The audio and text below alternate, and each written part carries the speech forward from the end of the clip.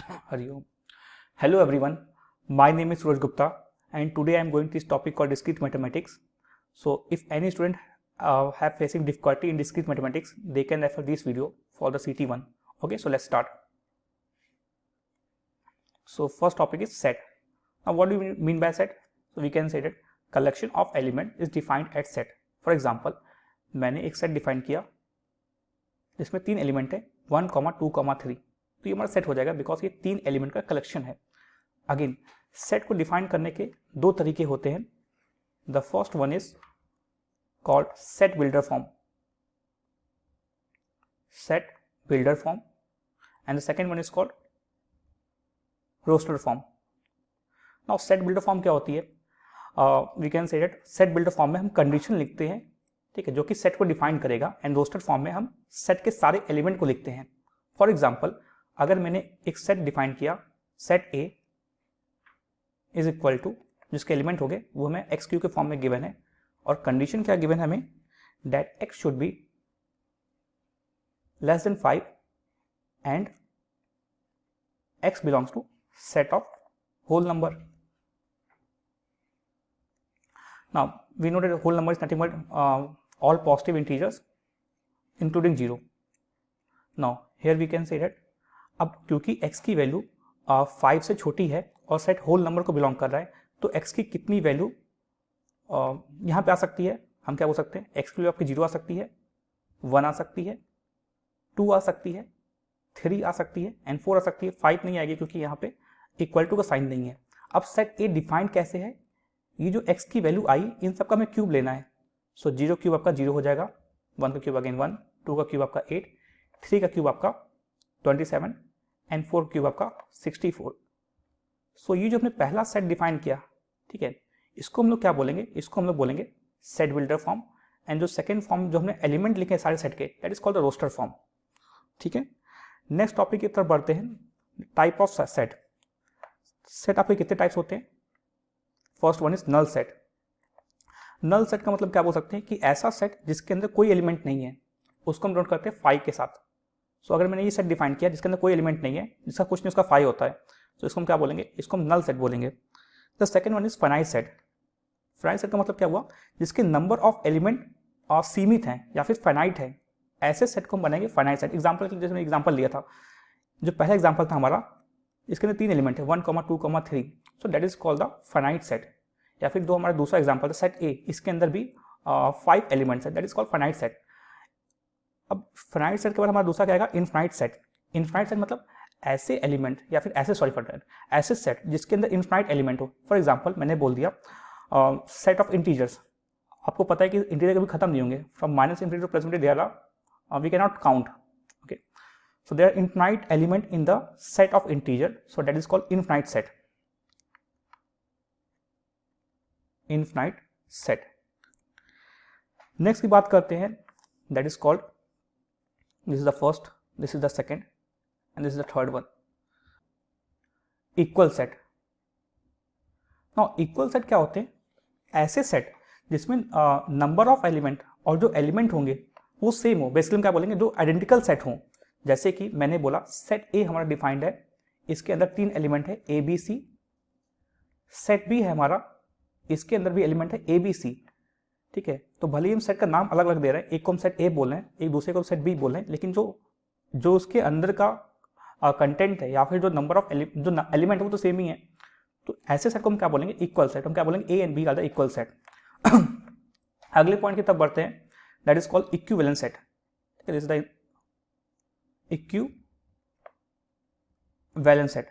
Same है equal set. इसमें क्या होता है, इसमें सेट सेम नहीं होता है, लेकिन सेट के नंबर ऑफ एलिमेंट सेम होते हैं. एग्जांपल के लिए अगर मैं इसको सेट कुछ जेड बोल देता हूँ, जिसके अंदर 3 एलिमेंट है 1, 2, 3, और ये हमारा सेट ए है जिसके अंदर 3 एलिमेंट है ए बी सी. अगेन भले ही सेट दो सेट आपस में सेम ना हो, क्योंकि इसमें इंटीजर्स आ रहा है, जिसमें अल्फाबेट आ रहा है, लेकिन जिसका नंबर ऑफ एलिमेंट है वो सेम है. सेट जेड में भी 3 एलिमेंट आ रहे हैं और सेट ए में भी 3 एलिमेंट आ रहे हैं, तो हम इन दो सेट को क्या बोलेंगे, these are the equivalent set. Okay, चलिए नेक्स्ट टॉपिक पे बढ़ते हैं, दैट इज कॉल्ड सबसेट.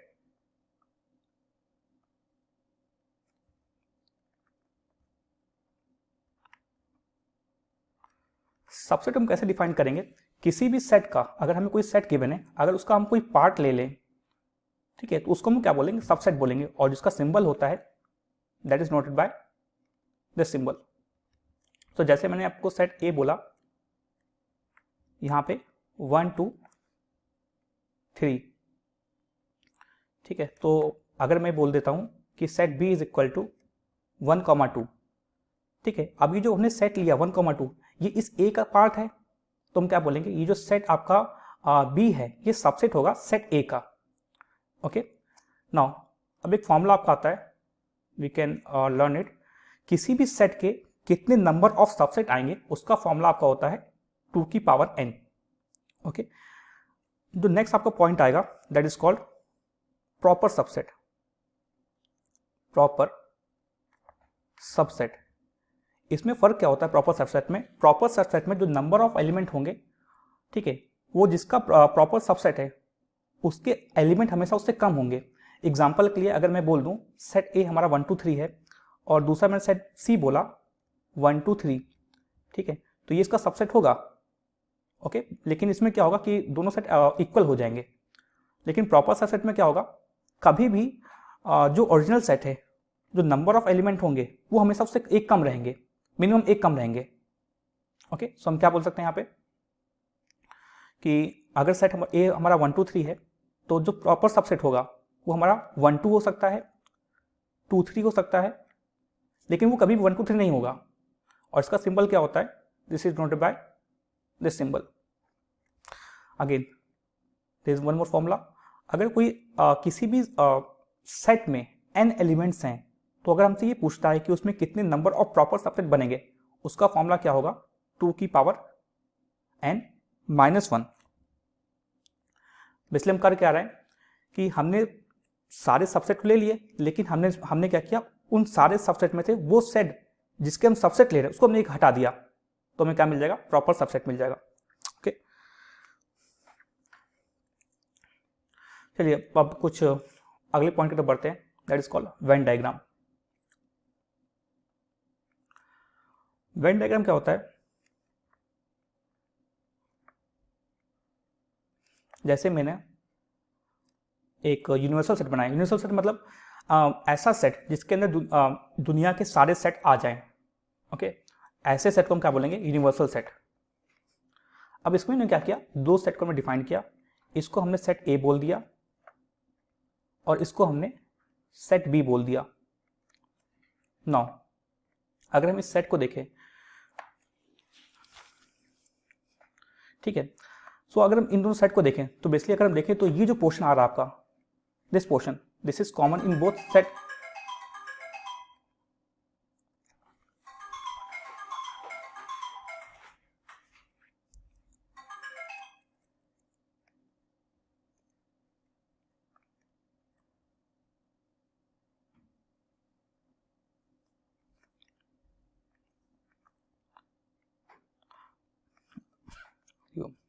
सो अगर हम इन दो सेट को देखें तो यहां पर अगर हम देखें तो ये जो पोर्शन आ रहा है ये इन दोनों सेट में कॉमन है। तो अगर मैं बात करूं ए यूनियन बी की, मींस ए और बी सेट को मिला के कितना रीजन आ रहा है, तो हम क्या बोलेंगे, ए यूनियन बी कितना हो जाएगा आपका, एक तो आपका ए सेट खुद होगा, दूसरा सेट बी आपका आ जाएगा, लेकिन ये जो पोर्शन है आपका that is called A intersection B. Intersection मतलब दोनों में कॉमन क्या है उसको हम लोग इंटरसेक्शन से नोट करते हैं। ओके, ये दो बार रिपीट हो रहा है, एक बार तो ये आपका ए में सेट भी आ रहा है और दूसरा आपका बी सेट में भी आ रहा है। तो अगर हम ए और बी का रीजन को कंबाइंड ले रहे हैं तो ये दो बार आ रहा है, बट हमें तो सिर्फ ए और बी का रीजन चाहिए, तो हमें क्योंकि ये रिपीट हो रहा है तो हम क्या करेंगे, यहाँ पे इसको सेपरेट कर देंगे। सो जो ए एंड बी का फॉर्मूला होता है that is A plus set again number of element of A plus number of element of B minus number of element of A intersection B, that is the formula of number of element of A union B। Similarly अगर हम बात करें same logic से, अगर हमें तीन set given हो, this is the universal set, और यहां पे हमें तीन सेट गिवन है, set A, set B and set C. So अगर हम बात करें कि इन तीनों सेट में, अगर हम इन तीनों सेट का यूनियन लें तो इसमें कितने नंबर ऑफ एलिमेंट आएंगे, उसका फॉर्मूला क्या होगा, सेम लॉजिक से we can add the region n of A union B union C is equal to NA plus NB plus NC minus n of A intersection B minus n of B intersection C minus n of C intersection A and plus n of A intersection B intersection C। ठीक है, बस इतना ही सा Venn diagram का lecture है। अब क्या करते हैं, इसके बेस में कुछ क्वेश्चंस कर लेते हैं। ठीक है, and that make topic more clear. Now so question आपसे क्या बोल रहा है,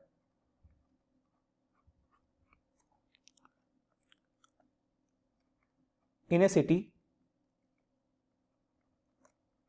city 25% people read newspaper A and 20% of people read newspaper B, and then it is given 8% read both A and B, and then it is saying 30% of those who read newspaper A looks into advertisement, and 40% of those who read newspaper B looks into advertisement, and then it is asking for find total percentage of population which look into advertisement। Okay, again simple question हमारा Venn diagram का। सबसे पहले हमने क्या किया, अब हमें यहाँ पे दो न्यूज़पेपर गिवन है, तो हमने क्या किया, दो सेट को डिफाइन किया। सो लेट्स से एक हमने यूनिवर्सल सेट बनाया, यहाँ पे हमने सेट ए को लिखा, यहाँ पे हमने सेट बी को लिखा। अगेन ए सेट क्या है, ए सेट हमारा उस पॉपुलेशन को डिनोट कर रहा है जो कि न्यूज़पेपर ए को पढ़ती थी, सेट बी हमारा उस पॉपुलेशन को डिनोट कर रहा है जो कि बी न्यूज़पेपर को पढ़ती थी। अब हमसे क्या बोल रहा है कि 8% ऐसे लोग हैं जो कि ए और बी दोनों को पढ़ते थे, यानी हम क्या बोलेंगे, वो रीजन जहाँ पे ए का भी रीजन आ रहा होगा और बी का भी रीजन आ रहा होगा, वहाँ पे 8% पीपल आएंगे। और ए और बी का रीजन कहाँ पे आ रहा है, वी कैन से इन दिस पोर्शन, यानी यहाँ पे 8 आएंगे। अच्छा, ए में टोटल आने कितने हैं, ए में टोटल 25% आने हैं। अगर हम सेट ए को देखें तो ए में कितने ऑलरेडी आ चुके हैं, 8। अगर हम इस ए को देखें, just second, let me highlight that. अगर मैं इसको हाईलाइट करूं तो ए में ऑलरेडी 8 आ चुके हैं, तो जो बचे हुए होंगे उसमें कितने आएंगे, we can say that 25 minus 8, क्योंकि अगर हम 25 में से 8 घटा दें तो कितना आएगा 17, और अगर हम इन दोनों को जोड़ेंगे तो फिर से हमें 25 मिल जाएगा। तो इसलिए हम सेट ए में फिर से 25 एलिमेंट आनेंगे। अब सेट बी की बात करते हैं। अगर हम सेट बी को देखें तो सेट बी में टोटल आने कितने हैं, 20% आने हैं। ऑलरेडी बी में कितने आ चुके हैं, 8 ऑलरेडी आ चुके हैं। तो जो बचा हुआ रीजन होगा उसमें कितने आएंगे, वी कैन से 12%। ओके, अब आपसे क्या बोल रहा है कि 30% ऐसे हैं जो कि सिर्फ और सिर्फ ए को पढ़ते थे और एडवर्टाइजमेंट को देखते थे। तो हमने क्या बोला कि इस 17, अच्छा ओनली ए मतलब इस रीजन की बात कर रहा है, बिकॉज अगर हम इस रीजन की बात करें ए इंटरसेक्शन बी की, तो यहाँ पे तो वो भी आ जाएंगे जो बी को भी पढ़ते होंगे।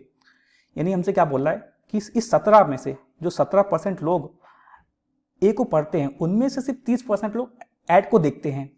तो बेसिकली हम क्या करेंगे, इस 17 का भी 30% निकालेंगे, तो 70 इंटू 30 डिवाइड बाई 100। ओके, आगे हमसे क्वेश्चन में क्या बोल रहा है, 40% ऐसे लोग हैं जो कि सिर्फ और सिर्फ न्यूज़पेपर बी को पढ़ते थे और एडवर्टाइजमेंट देखते थे।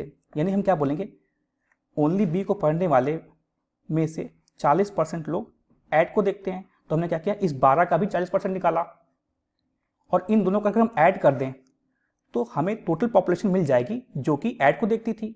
सो we can say that here यहाँ से जो आपका आंसर आएगा that is we can say that zero आपका जीरो कैंसिल आउट हो जाएगा and it's nothing but 17 times 3 that is 51 51 divided by 10 is 5.1 and here we get 4.8 and if we add these two quantity we get here 9.9. So we can say that 9.9% of the population looks into the advertisement.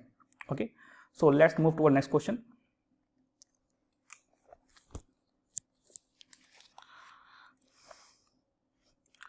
ठीक है, so next question आपसे question क्या बोल रहा है, let me write the question here. In a survey, कोई survey किया गया, ठीक है, in which findings are 63% of people, ठीक है, watch television and 76% read newspaper. And आपसे क्वेश्चन क्या पूछ रहा है, आपसे क्वेश्चन ये पूछ रहा है कि ऐसे लोग जो कि न्यूज़पेपर को भी पढ़ते होंगे और टेलीविजन को भी देखते होंगे, ऐसे कितने पीपल हो सकते हैं, ठीक है, उनकी रेंज क्या होगी, बेसिकली आपसे ये पूछ रहा है. ठीक है, अब यहाँ पे परसेंटेज में गिवन है, ठीक है, तो ये जो भी सर्वे किया गया होगा ये टोटल 100% 100% पीपल में सर्वे किया गया होगा. तो फिर सबने क्या किया, एक हमने यूनिवर्सल सेट लिया जहाँ पे हमने सेट ए को क्या बोला, ऐसे लोग जो कि टेलीविजन को देखते होंगे उसको हमने सेट ए बोल दिया. ऐसे लोग जो कि न्यूज़पेपर को पढ़ते होंगे उसको हमने सेट बी बोल दिया. अब क्योंकि ये जो आपका सर्वे किया गया है वो ऑब्वियस बात है 100% लोग में किया गया है, तो ऐसा तो कभी होगा नहीं कि इन दो ऐसे लोग जो कि न्यूज़पेपर और टेलीविजन दोनों को न्यूज़पेपर को पढ़ते होंगे टेलीविजन को देखते होंगे उसकी वैल्यू 100% ज़्यादा हो जाए. ये तो कोई पॉसिबल नहीं है. यानी हम क्या बोलेंगे कि जो ए यूनियन बी की वैल्यू है वो हमेशा लेस देन इक्वल टू होगी 100 के. Can we say that? Okay, अब we can use the formula of A union B. हमने क्या पढ़ा था, ए यूनियन बी का फॉर्मूला होता है आपका n A plus n B minus of n A intersection B. इसकी वैल्यू आपकी हमेशा लेस देन इक्वल टू 100 आएगी. Now substitute the value of A and B that is nothing but 63 and 76. So we can say it here 63% plus 76% minus of A intersection B is less than equal to 100. If we add this quantity we get here 139 minus of A intersection B is less than equal to 100. So here we can say that n of A intersection B is equal to greater than equal to 39 on simplifying. Now अब हमें क्या पता चला कि जो ए intersection B की value होगी वो कम से कम 39 के बराबर तो होगी, उससे बड़ी भी हो सकती है. ये तो हमारा आएगा लो. बात करते हैं अपर लिमिट की, तो हम क्या बोलेंगे, अब आपको गिवन क्या है कि ऐसे लोग 76% है जो कि न्यूज़पेपर को पढ़ते हैं. तो अगर ए इंटरसेक्शन बी की वैल्यू मैक्सिमम कब आ सकती है, अगर ये जो 63% पीपल हैं ये खुद इस न्यूज़पेपर को पढ़ने वाली जनसंख्या का सबसेट हो जाए. मीन्स हम क्या बोल रहे हैं कि अगर ये जो 63% पीपल टीवी को देख रहे हैं अगर इसी सेट के अंदर आ जाएं तो इसकी वैल्यू मैक्सिमम हो सकती है, क्योंकि उस केस में क्या होगा, ए इंटरसेक्शन बी की वैल्यू मैक्सिमम आएगी. अगर हम इसके बाहर लेते हैं उस हर केस में क्या होगा, जो भी ए इंटरसेक्शन बी की वैल्यू होगी, अच्छा जो भी ए इंटरसेक्शन बी की वैल्यू होती है तो हमें पता ही है कि वो सेट ए और सेट बी से हमेशा छोटी ही आएगी. ठीक है, तो मैक्सिमम केस कब आ सकता है कि अगर हमें ए इंटरसेक्शन बी की वैल्यू लेनी है, जो छोटा सेट है वो सेट ए के अंदर कंटेंट हो जाए, तो हम क्या बोलेंगे, जो ए इंटरसेक्शन बी की जो मैक्सिमम वैल्यू होगी, ठीक है, वो हमेशा छोटी होगी 63 के साथ, 63 से. तो ऐसी पॉपुलेशन जो कि ए और ऐसी पॉपुलेशन जो टेलीविजन देखती होगी और न्यूज़पेपर पढ़ती होगी उसकी रेंज कहां से कहां तक लाई करेगी, उसकी रेंज लाई करेगी 63 से लेकर 39 के बीच में. So this is the answer of this question. Okay, next topic is De Morgan's law.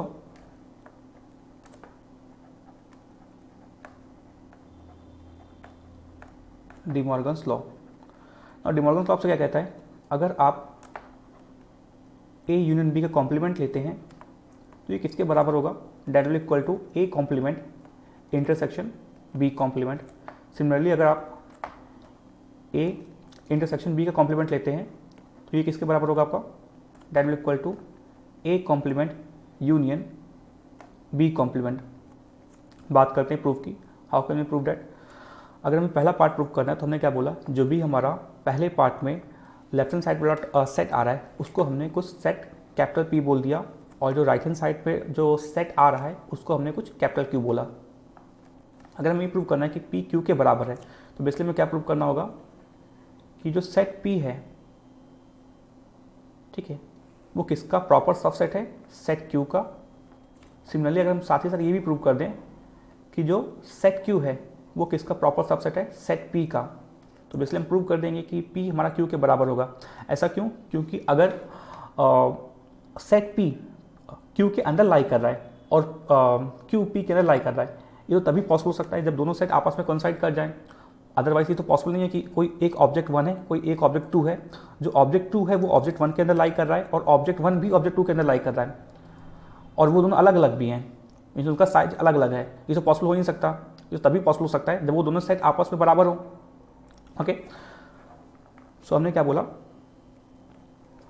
Late element x belongs to set P, means x belongs to A union B complement।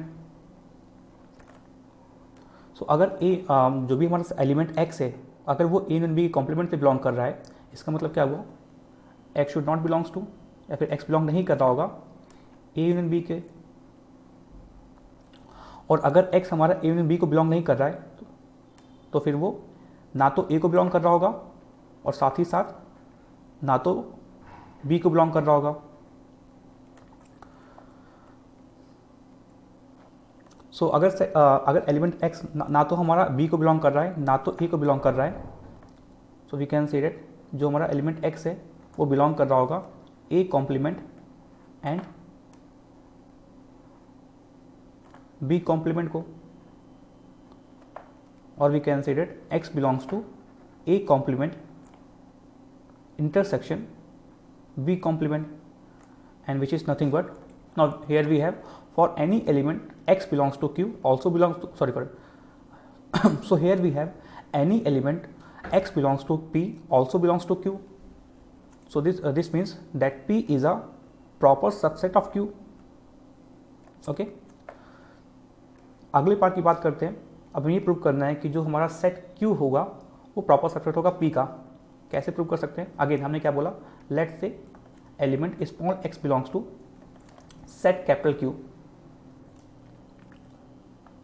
Means we can say that x belongs to A complement intersection B complement. So अगर x हमारा belong कर रहा है A complement intersection B complement को, तो हम क्या बोल सकते हैं, x बिलोंग कर रहा होगा A कॉम्प्लीमेंट को और साथ ही साथ x बिलोंग कर रहा होगा B कॉम्प्लीमेंट को। सो अगर x A कॉम्प्लीमेंट को बिलोंग कर रहा है, so x should not belongs to A, और अगर x हमारा B कॉम्प्लीमेंट को बिलोंग कर रहा है, so we can say that x not belongs to B, x हमारा B को बिलोंग नहीं कर रहा होगा। और we can say that x does not belongs to A union B, और अगर x हमारा A यूनियन B को बिलोंग नहीं कर रहा है तो किसको बिलोंग कर रहा होगा, x should belongs to A union B complement को। Basically what I am trying to say, अगर हमारा ये सेट A है ये सेट B है और अगर x हमारा ना तो A यूनियन B में नहीं लाई कर रहा तो ये A यूनियन B के बाहर लाई कर रहा होगा। Okay, and that is nothing but A union B complement, and this is nothing but A union B complement is nothing but the set P, so we have x belongs to P, so we have for every element x belongs to set capital Q also belongs to set P, this means Q is a proper subset of P, we have P is a proper subset of Q and Q is a proper subset of P, and this is only and only possible if P is equal to Q। so this, now second part की proof की बात करते हैं, that is A intersection B complement is equal to A complement union B complement। Again हमने क्या बोला, जो भी हमारा लेफ्ट हैंड साइड वाला सेट है अभी के लिए हमने उसको कुछ सेट कैपिटल P बोल दिया, एंड जो राइट हैंड साइड वाला सेट है उसको हमने सेट कैपिटल Q बोला। और अगर हमें ये प्रूव करना है कि that left hand side is equal to right hand side और set P is equal to set Q, तो हमें क्या प्रूव करना होगा that P is a proper subset of Q and Q is a proper subset of P. Okay, उसके लिए हमने क्या बोला, again the same process which we follow in the previous slide. हमने क्या बोला, let's say x belongs to set P. तो इसका मतलब क्या हुआ, x बिलोंग कर रहा होगा A इंटरसेक्शन B कॉम्प्लीमेंट को. सो अगर x बिलोंग कर रहा होगा A इंटरसेक्शन B कॉम्प्लीमेंट को, इसका मतलब क्या हुआ, x बिलोंग नहीं कर रहा होगा A इंटरसेक्शन B को. और अगर x नहीं बिलोंग कर रहा है A इंटरसेक्शन B को, so there is a possibility या तो x नहीं बिलोंग कर रहा होगा A को या फिर x नहीं बिलोंग कर रहा होगा B को. एंड अगर x A को बिलोंग नहीं कर रहा होगा तो किसको बिलोंग कर रहा होगा, we can say that x belongs to A complement और x belongs to B complement. And we can write this as x belongs to A complement union B complement and which is nothing but the set Q itself. So हम क्या बोलेंगे that x belongs to set Q. यहाँ पे हमें क्या मिला, for any element belongs to P also belongs to Q. ये तो तभी पॉसिबल हो सकता है अगर P is a proper subset of Q. Now अब हमें इसका उल्टा प्रूव करना है. उसके लिए हम क्या बोला, let's say element x belongs to set capital Q.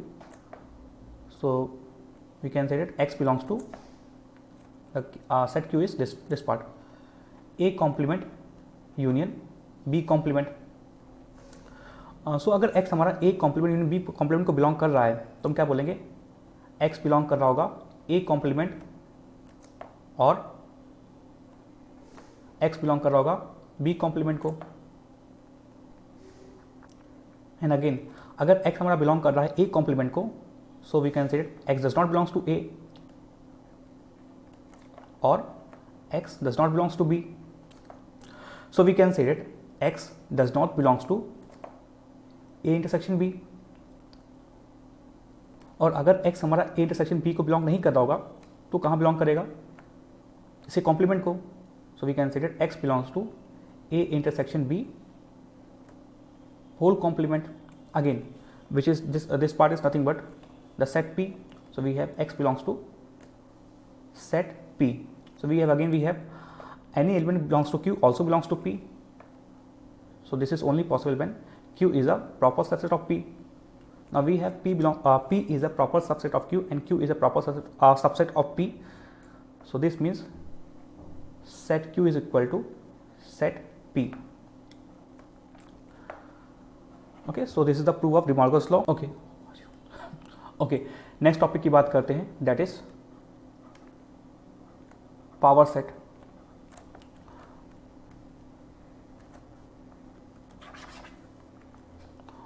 Okay, next topic की बात करते हैं, दैट इज पावर सेट. अगर हमें कोई सेट A गिवन है तो इसके पावर सेट को हम P ऑफ A से डिनोट करते हैं.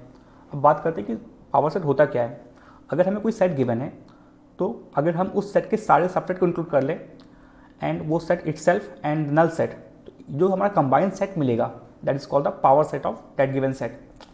कहने क्या मतलब, अगर हमें सेट A में 3 एलिमेंट गिवन है 1 2 3, तो जिसको पावर सेट होगा, जिसको हम P ऑफ A से डिनोट करेंगे, इसमें क्या आएगा, नल सेट आएगा.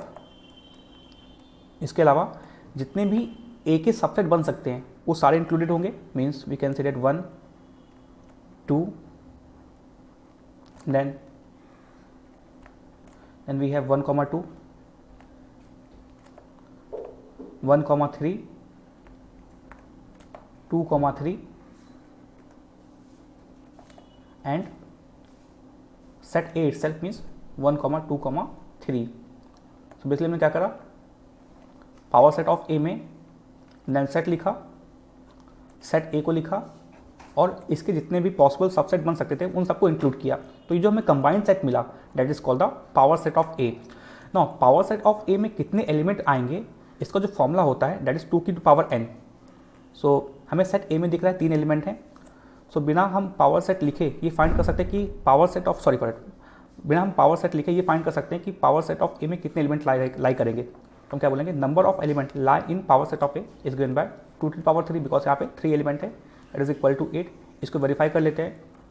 अगर हम पावर सेट ऑफ एक एलिमेंट काउंट करें, this is first, this is second, third, fourth, fifth, 6, 7, 8। Okay, so this is the brief introduction of power set. अब बात करते हैं कुछ क्वेश्चंस की। Okay, let's discuss the simple question based on number of element in power set. So question में क्या given है, अगर हमें number of element in set A 3 given है, number of element in set B हमें 2 given है, and number of element in set C हमें 2 given है।